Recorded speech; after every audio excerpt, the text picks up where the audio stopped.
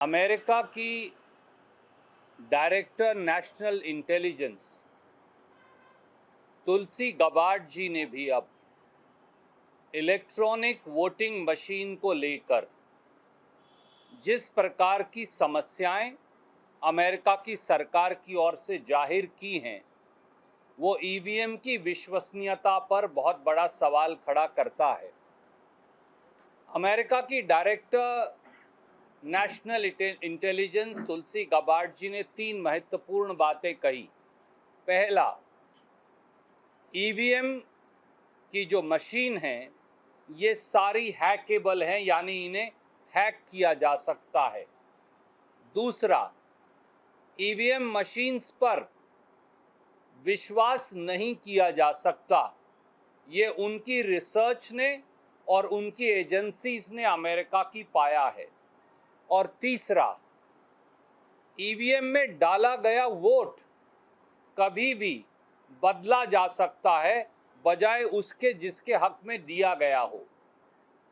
हमारा ये कहना है कि ये तथ्य तुलसी गबार्ड जी द्वारा सार्वजनिक पटल पर रखे जाने के बावजूद अब 24 घंटे से ज़्यादा बीत गए।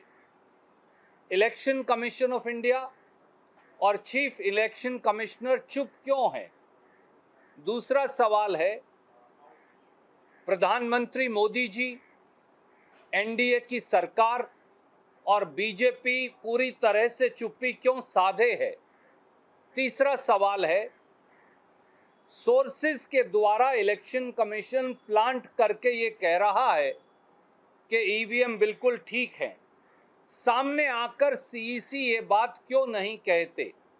चौथा सवाल, अगर ऐसा संशय वो भी अमेरिका की सरकार द्वारा जांच के बाद बिल्कुल सीधे सीधे साक्ष्यों के आधार पर ईवीएम की विश्वसनीयता को लेकर प्रस्तुत किया गया है, तो क्या भारत सरकार की और इलेक्शन कमीशन ऑफ इंडिया की जिम्मेवारी नहीं कि वो सारे साक्ष्य और तथ्य, वो सारे सबूत और जांच जो अमेरिका की सरकार ने जुटाए हैं उन सबको वो इकट्ठा करते और हमारी ईवीएम से उन सारे साक्ष्य की जांच करते और फिर किसी निष्कर्ष पर पहुंचते कि हमारी ईवीएम गलत है या ठीक?